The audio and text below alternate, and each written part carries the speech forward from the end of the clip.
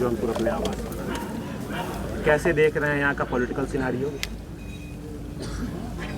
Political scenario तो रोज़ देख ही रहे थे, अखबारों के माध्यम से तो पता चल ही रहा था। और छूटने से मैं 4 दिन पहले जौनपुर से बाहर गया, तो जौनपुर जेल में भी तमाम लोग मिलने जाते थे। करीब 1000 लोग तो बंद ही हैं, जौनपुर ज़िले के ही बंद हैं। उनसे मिलने जुलने वाले लोग जो आते थे, अक्सर वहाँ पे भेंट मुलाकात लोगों से हो ही जाया करती थी, और ख़बरें तो पता चलती रहती थी जौनपुर के चुनाव को लेकर। और जिस तरीके से हमारे खिलाफ घेराबंदी की गई थी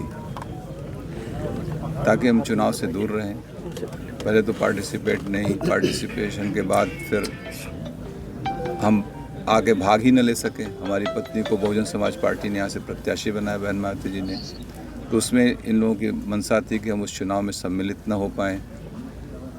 और मैं तारीफ़ करूँगा अपनी पत्नी की, जिन्होंने इस चुनौती भरे समय में इस चुनौती को स्वीकार किया और अपना कदम आगे बढ़ाया, और जनता का भी भरपूर समर्थन मिला है। जौनपुर के लोगों का, हर वर्ग के जात मजहब से ऊपर उठकर लोगों ने बहुत स्नेह और सम्मान दिया उनको, और मैं अपने क्षेत्र, अपने समस्त जनपद वासियों का बहुत बहुत शुक्रगुजार हूँ उनका। और उनकी जितनी हम तारीफ़ करें कम है। इस संघर्ष के दौर में वो लोग पूरी ईमानदारी के साथ, मैं देख रहा हूँ जो लोग हमारे साथ पिछले 25 वर्षों से साथ रहे, सब लोग एकदम एकजुट होकर साथ हैं, और उसकी तादाद बहुत ज़्यादा बढ़ी है। और आम जनमानस का जिस तरीके से स्नेह और समर्थन मिला है, उनको भी कहीं ना कहीं से लगा है जो जिस तरीके से मेरे साथ जो घटनाक्रम हुए वो गलत थे। आप सभी लोगों को मालूम था जिस मामले में मुझे सज़ा हुई, वो मुकदमा 2020 में मेरे ऊपर कायम किया गया था कोविड के दौरान। और अभी आप इस गली में, अभी आप लोग पत्रकार हैं, इस गली से निकल के जाइए, क्या दशा अभी भी नमामि गंगे की जो दंश झेल रहा हमारा जनपद पूरी तरीके से। बरसात में देख रहे थे गाड़ियाँ धंस जा रही थी, कुछ न कुछ हो ही रहा था। तो अगर ऐसे मुद्दों को उठाना, वो मुद्दा विधान परिषद की कमेटी में भी उठा हुआ है, और उसकी जांच हुई, डीएम की वहाँ उसकी एडवर्स रिपोर्ट भी है उसकी, और उस वैसे मुद्दे को उठाना, क्या लोकतंत्र में विपक्ष की कोई भूमिका नहीं है? सत्ता पक्ष के लोग इतने ज़्यादा वो निरंकुश हो गए हैं कि लोकतंत्र में विपक्ष की भूमिका ख़त्म कर देंगे। इसका जवाब जनता देगी इस बार। कैसे देख रहे हैं अब जो चुनावी समीकरण यहाँ पर है? कल आपका एक बयान आया सत्तारूढ़ दल को लेकर के, या बिना नाम लिए आपने कहा साजिशों का जो दौर जिस तरह से आपके समर्थक बात करते हैं, तो वो क्या है? ऐसा क्या है धनंजय सिंह में कि सभी चाहते हैं कि वो सलाखों के पीछे रहे? ऐसे बयान भी आते हैं।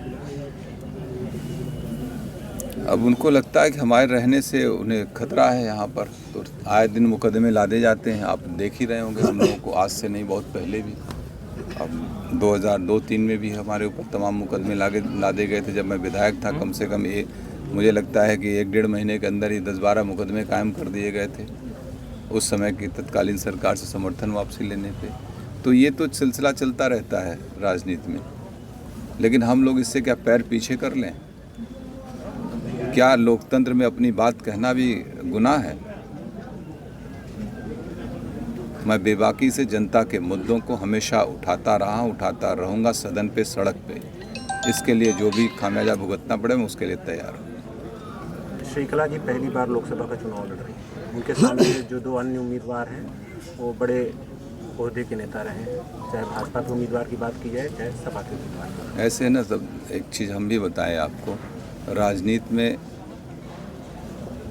श्रीकला जी भी पिछले 3 वर्षों से जिला पंचायत अध्यक्ष के रूप में यहाँ काम कर रहे हैं, और मुझे लग रहा है अच्छा ही काम उनका चल रहा है क्षेत्र में। आप लोग जिला पंचायतों को पहले भी देखे होंगे, अब भी देख रहे होंगे, आप उसका मूल्यांकन कर लीजिए। और रही बात जो लोग भी प्रत्याशी लड़ रहे हैं, एक व्यक्ति का तो, समाजवादी पार्टी के प्रत्याशी का तो जनता से कोई जुड़ाव नहीं रहा है, जनता के चुनाव से उसका उनका कोई मतलब नहीं रहा है। वो विधान परिषद के सदस्य रहे हैं, उसके बाद उन्होंने मंत्री बन गए, और दूसरे जो आए हुए बम्बई की राजनीति से आए हैं। शहर की राजनीति 2-3 किलोमीटर की राजनीति होती है, अभी जौनपुर की बड़ी राजनीति है। 100 किलोमीटर एक छोर से दूसरे छोर है, जंघई से चलेंगे तो सूरापुर तक 100 किलोमीटर की यात्रा तय करनी पड़ेगी, तब राजनीति को समझ में आएगा। और दोनों के राजनीति में सामंजस्य बना पाना बहुत कठिन काम है, वो सामने दिखेगा। सब लोग अपने अपने, जहाँ तक आप कैंडिडेट की बात कर रहे हैं, मैं कैंडिडेट की बात कर रहा हूँ, जो भी लोग लड़ेंगे चुनाव सामने, ये दल के नाम पे ही जितना लड़ पाएंगे, अपना कोई आधार नहीं है। हाथी की क्या रफ्तार है? हाथी का अपना आधार है, बहुजन समाज पार्टी का एक अपना आधार है, और इस ज़िले की राजनीति 25 साल से एक हमारा भी आधार है। हमको हाथी से ज़्यादा फ़ायदा होगा, लेकिन हमारे समर्थकों से भी हाथी को फ़ायदा होगा यहाँ पर। ठीक।